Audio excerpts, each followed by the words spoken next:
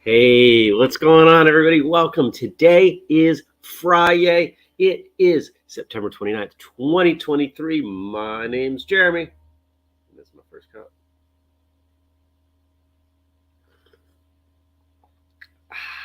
Hey, we've got a Friday the 13th in October.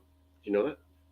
You can prepare. You can get this mug. There's a pint glass. Carl's done a bunch of cool stuff for Friday the 13th. It's available at whistlepick.com. You should check it out. I hope you are well. I want to know who's here. I hope you will chime in the chat. I see Dennis. I see Frank. I see Jenny. I see some others coming in. And I want to wish you a happy Friday, whether you're watching live later or listening. Thanks for being here. Dennis says, let's do this, drink coffee and be merry thing. Woo. Got to hang out with Dennis a bit last weekend. Got to hang out with Jenny last weekend. It was free training day, Mid-Atlantic. Had a wonderful, wonderful time. It was exhausting. And let me just say, screw you, New Jersey. Or not all of New Jersey. And not everyone in New Jersey. But just whoever's in charge of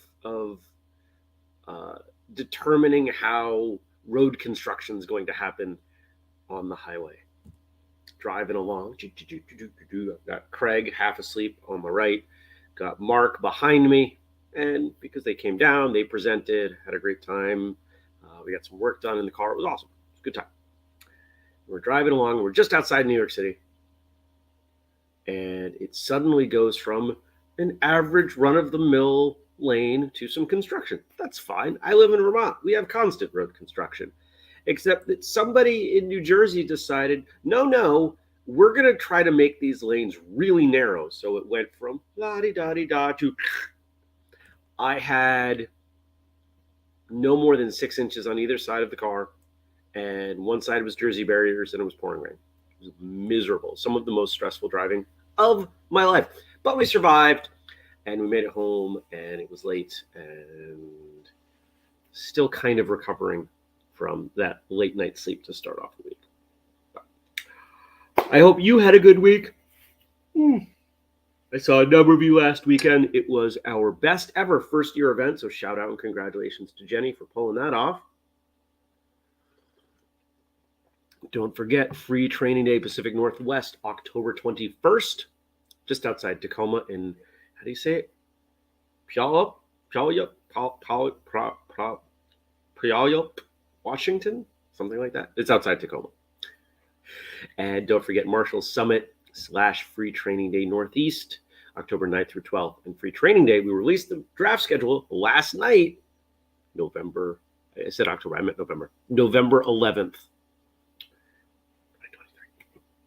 Hang out for Marshall Summit. We have set a goal. I told the team last night, I said, we have a goal. I want to see 250 people there. We were on track for well over 200. I don't think that's an issue. I want to see 250. I want to see every single one of you at Marshall Summit for at least part of it. So what's been going on last week? What's happened with you? I want to hear in the chat. Good morning to you, Liz. I want to hear what's happening with you. Tell me about you. Tell me what you've got coming up this weekend. Let's celebrate some wins. My biggest win, and I'm not going to go into detail on it because this is not public stuff yet, but we're launching a new initiative. And this initiative combines everything that we do well and provides so much value to martial arts schools that it's going to make us money. Everybody wins. I work really hard professionally to find those opportunities where everybody wins. And we found one. So I've got some more details to finish up on it this morning. We've got a few schools that have already expressed they want to sign up as a test. And so we'll get that done And once that's working, then we'll start rolling it out to other people. Invite only first, and then it will be available. We're going to make a big splash for it at Marshall Summit, as you might have imagined. So here's something that you all might find interesting. If you don't follow me on Facebook personally, you may not have known this. Not last year, but you remember the year before, if you've been around a while with this show, you might remember that I have grapevines. I have a lot of perennials. Right now, there are hazelnuts that I'm not even bothering to harvest. The grapes are out. I'm still getting raspberries. I went for a walk yesterday and stuffed my pocket with pears from one of my pear trees. Ate those on my walk. It's crazy. It's nearly October and there's still tons of food here. But do you remember what came around and drove me nuts for a couple weeks with the grapes? It was raccoons. There were a couple of raccoons, maybe a family of raccoons.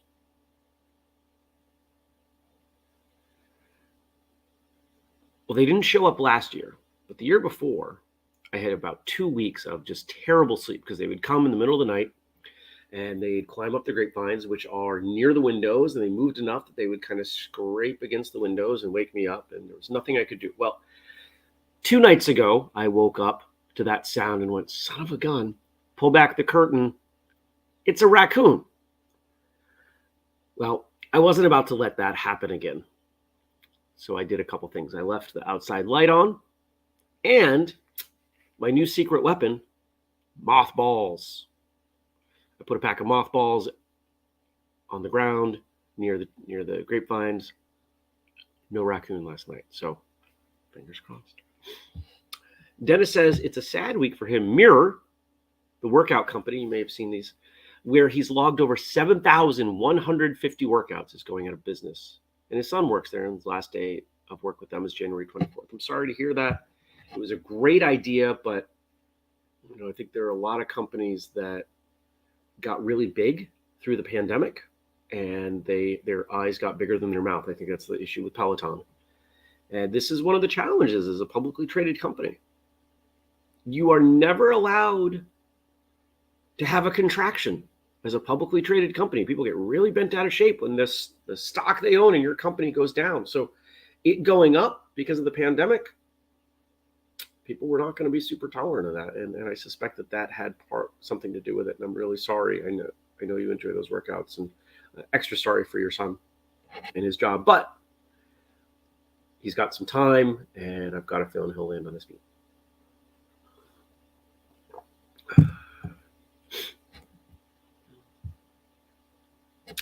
So this weekend, so today's Friday, I have a bunch of stuff on my plate. Andrew and I have another meeting for Marshall Summit because there was so much going on. We met for 45 minutes yesterday. A lot of great things happening.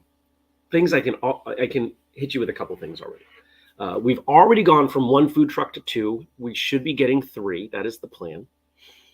Those of you that were there last year know, yeah, we needed more food options just because of the sheer number of people. So we're working on that.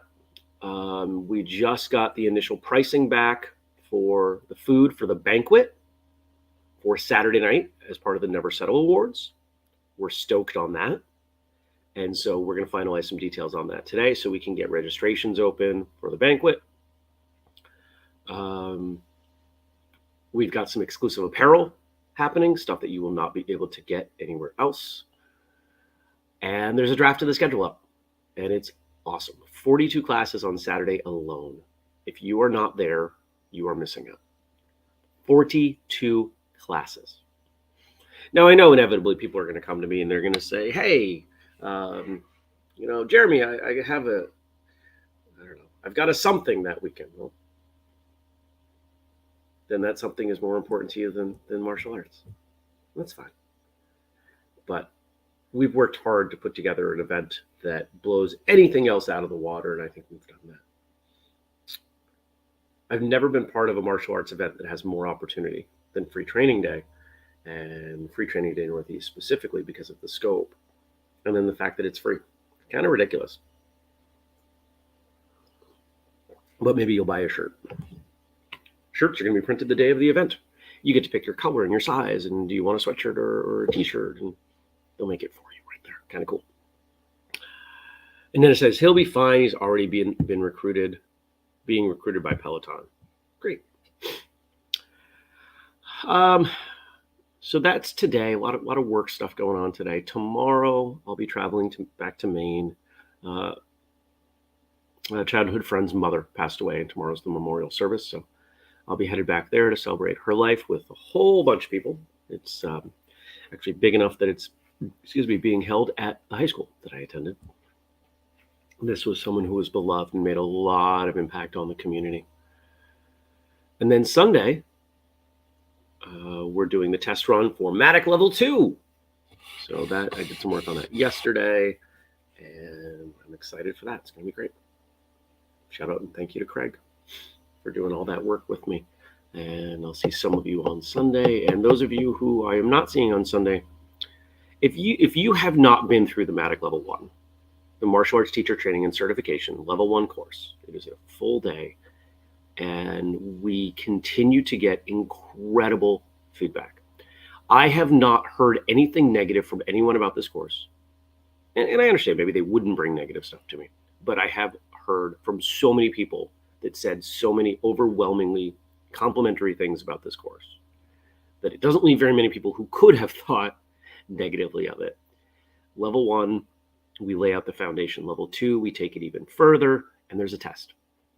The first actual standardized test within the martial arts world for being a certified trainer, instructor, martial arts teacher, whatever you want to call it. So you could have that on your resume. And does it have a lot of weight right now? Nope, because it's still kind of new. But what's it going to look like in 5 years? And the more that you get in on that, and as it grows, you'll be able to say, I'm a level 3 or 4, or I don't know how far we're going. I think 4 or 5 is the cap. We're not going to go beyond that. But there are other certifications that are going along with it, continuing education. We are going to change the world of martial arts instruction. It will become very obvious in the marketplace. The schools that have Matic teachers and the schools that do not. People will be able to tell. And there are bigger things on the other side of that. If you weren't here last week, I'm pretty sure I showed this last week. My French press, my 42-ounce French press from Stanley, not sponsor of the show. We have not tried. I don't know that we need to. Victor, if you see this, you could ask Stanley if they want to sponsor stuff, because they've been doing a bang-up job. If you want to watch an interesting product story, I'm going to read a couple of comments here. Frank's been sitting on the patio in the evening as a way of grounding. That's awesome.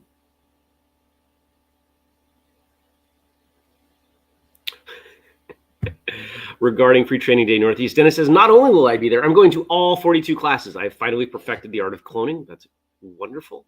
I am jealous. Jenny says, I've attended level 1 twice now, and I found benefit in returning to the material after putting things into practice. I'm growing more confident as an instructor, and I can't wait to see what happens after level 2. You know, any good information should be reviewed. Right? Think about it. Repetition is so baked into what we do as martial artists. Without repetition, you don't get the full impact. There's a book that I have really listened to 21 times at the recommendation of the author, who says the average person gets between 10 and 15% of the material in a book if they read it once. And if you really want to get the full depth of it, you need to read it 10 to 15 times.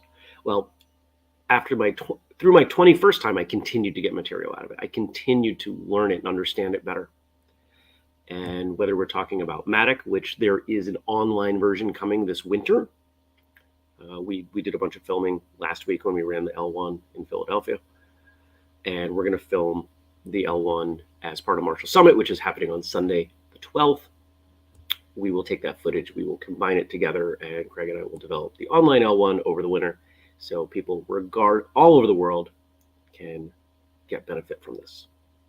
Good morning to you, Mark. And then the last thing I'll give you an update on before we go into the jokes, because I'm looking forward to jokes. We all love Frank's jokes. My martial arts school. So slowly growing.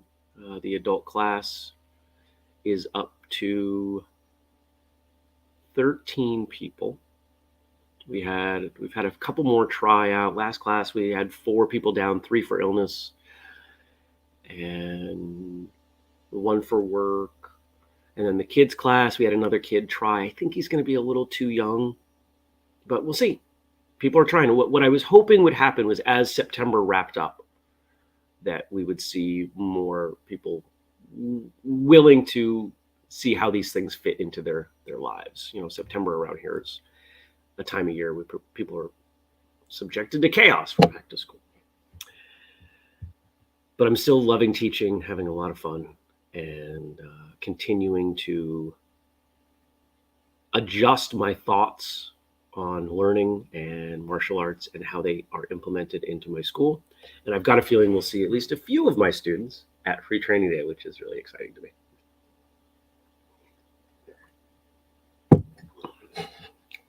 All right, I'm going to read Dennis's comment. Good morning to you, Nathan. Dennis says, Matic is simply brilliant. I've now attended level 1 twice also, and despite 35 years of martial arts teaching experience, I learned a ton each time. I wish I had had access to this course when I started teaching, but you can be sure I'm leveraging these new tools in my seminars. Thank you. And I want to welcome Mark to the Matic teaching team. He presented a couple sections on Sunday, and Craig and I are just so happy to have him, because what we've realized is that there is so much going on with Matic, and Craig has, I don't know, I think he's got like a dozen courses he's working on, and I can't be at everything, and we need to have at least 2 people at things, and we're probably going to grow towards having 3 people, because you need 2 people to run that course, and what happens if somebody gets hurt or sick, right? So we're trying to build some redundancy in here, but it's happening. All righty, let me throw some jokes your way. Shout out and thank you as always to Frank for all that you do for the show. Shout out to Josh, who I saw in person for the second time and took a wonderful course with Josh at Free Training in Mid-Atlantic for our theme song. And shout out to Denise for the audio. Sunday will be International Coffee Day. What's the opposite of coffee? Sneezy. What's a coffee's favorite spell? Espresso Patronum. That is so nerdy and so topical, given that Dumbledore passed away yesterday. I forget the actor's name, but he was brilliant.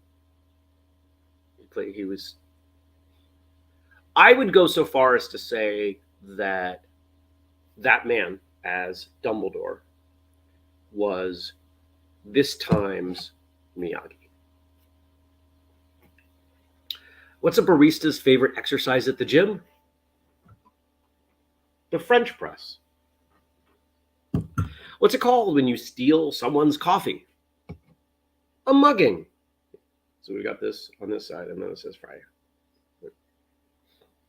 How is divorce like an espresso? It's expensive and bitter. Good espresso is not bitter. I challenge that. What do gossiping pots do? Spill the beans.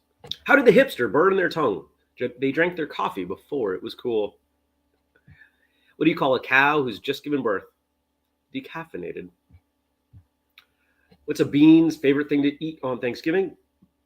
Roast. Why did the kangaroo stop drinking his cup of coffee? It made him too jumpy. What did the coffee say to their date? Hey there, hot stuff. What did the 2 coffee enthusiasts say when they got married? We're meant to bean together. What do beans say to their valentines? You keep me grounded. Thanks a latte for being my friend. You mocha me very happy. You warm my heart. She drank so much coffee at work, she considered it part of her daily grind. I do some of my best thinking over coffee. I tend to have a latte on my mind. What's a barista's favorite morning mantra? Rise and grind. What did the coffees say before their night out? Let's stir up some trouble. What do baristas say to their least favorite customers? You mocha me crazy. How are coffee beans like teenagers? They're always getting grounded. And what do you call a sad cup of coffee? A depresso. Thank you, Frank. Those were awesome. Good morning, Stacy. We love coffee. Many of us here love coffee. One of the things that I want to happen, and it's on the list, it just keeps falling down the list because it's not a high important thing. There are companies out there where we can partner with them. I can work with them to develop custom roasts, and you can order a cup of coffee, not a cup of coffee, a bag of coffee, and it gets our own label and they do the shipping and everything, which has worked out really well for our apparel. It's no secret. I don't have boxes and boxes of sweatshirts and t-shirts, which allows us to have lower prices and test things and try different things. It's pretty cool what we're able to do with the apparel, with the make to order sort of idea, and we can do that with coffee too. So expect that to happen at some point in the future. Jenny says, loved those, Frank. Thank you. Dennis says, the sneezy, the French press, expensive and bitter depresso. These jokes made me mocha happy and LOL. And Stacy's helping me out here. The actor's name, Michael Gambon. And Stacy, I would have expected this. Stacy loved the espresso Patronum one. All right, so let's see what we've got to talk about quote-wise from Frank. What did you give us, buddy? Today is the Chinese Moon Festival, and it is Confucius Day. Check the layout of the graphic. Oh, you got to scroll down on this one. There we go. It is better to light one small candle of gratitude than to curse in the darkness. Confucius. Frank with an extra bonus joke. Looks like these jokes did perk everyone up. That makes me happy. Perk.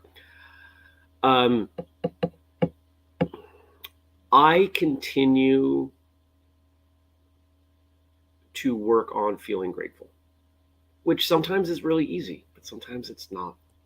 There are days, I'm not going to lie, this has been an overwhelming week.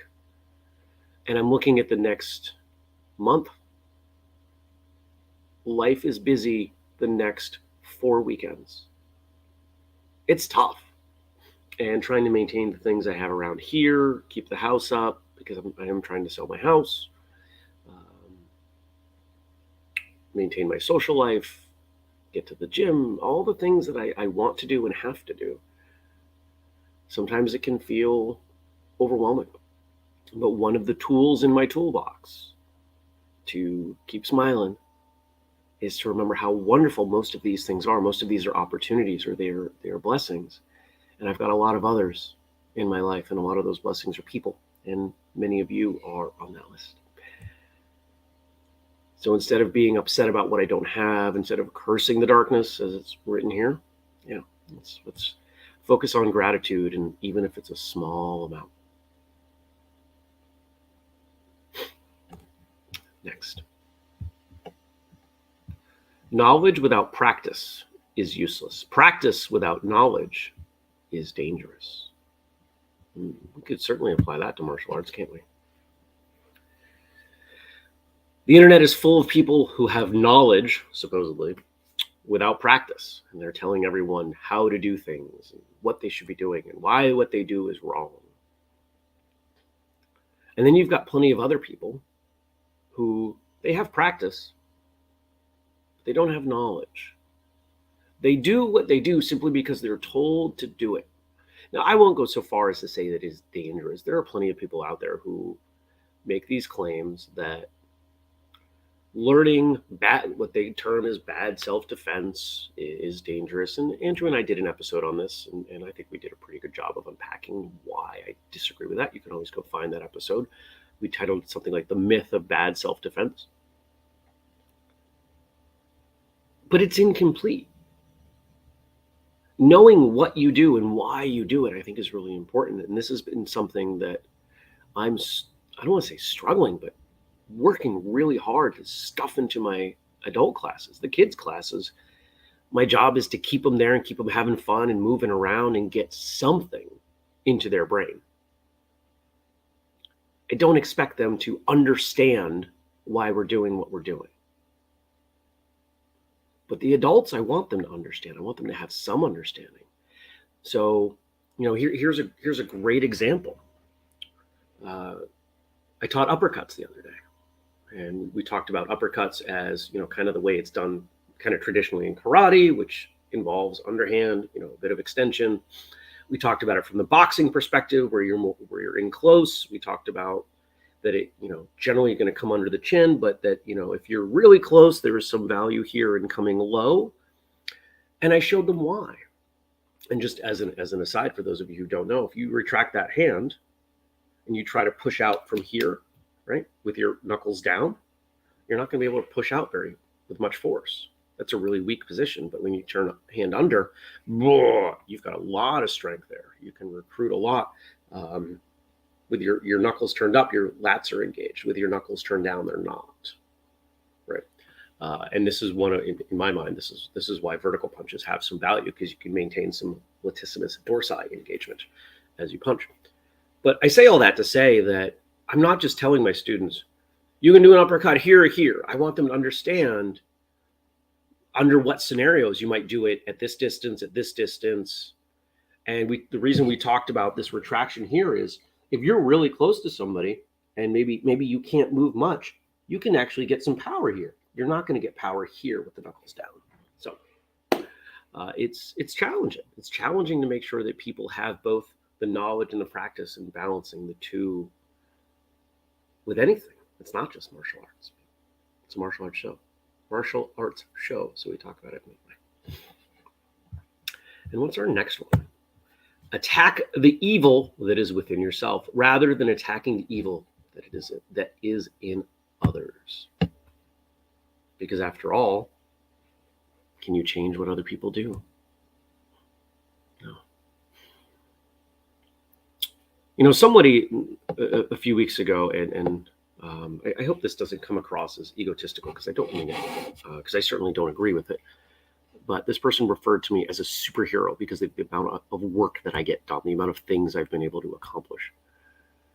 Where does that come from? I spend virtually no time trying to change the world around me. Am I frustrated that Whistlekick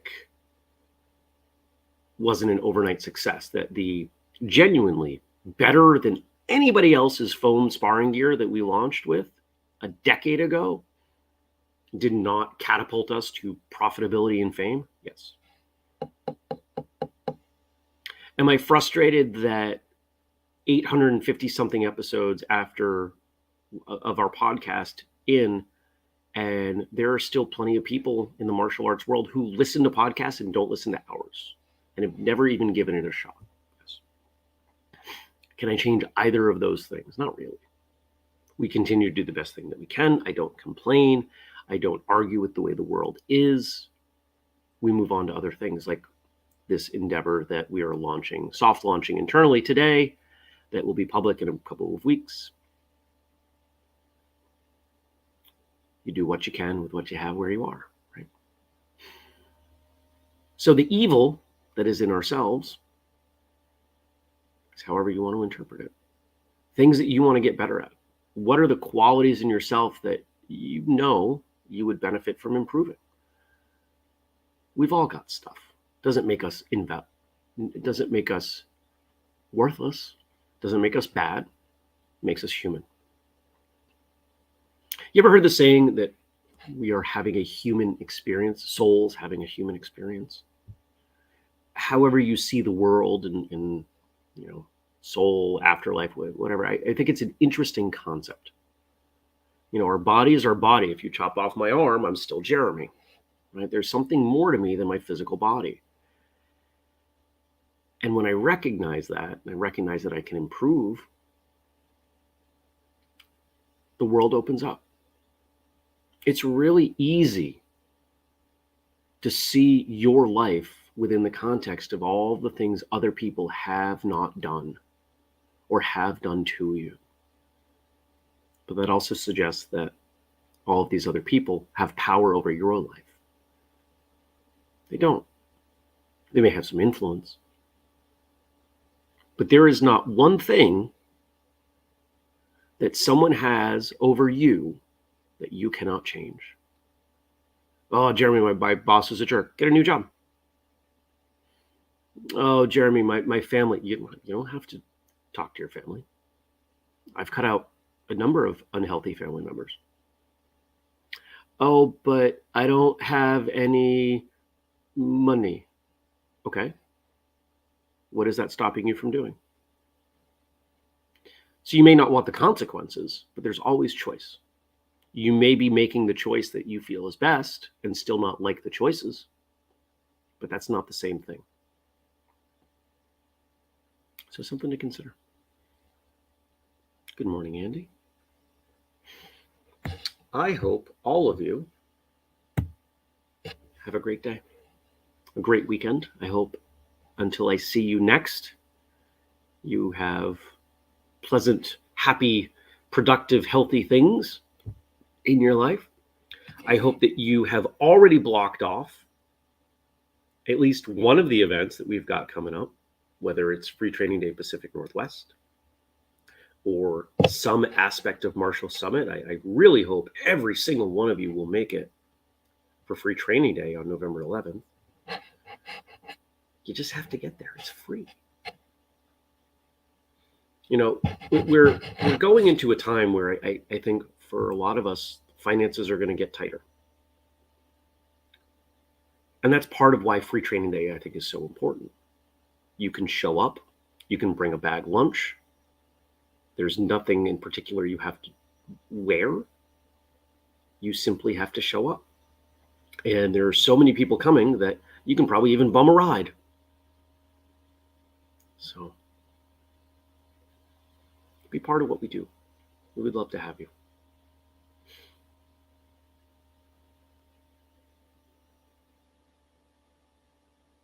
Thank you for being here. Thank you for your support, for your love, for joining me for a cup of coffee. I got more coffee to drink, and I'll see you next week. Take care, everybody. Peace.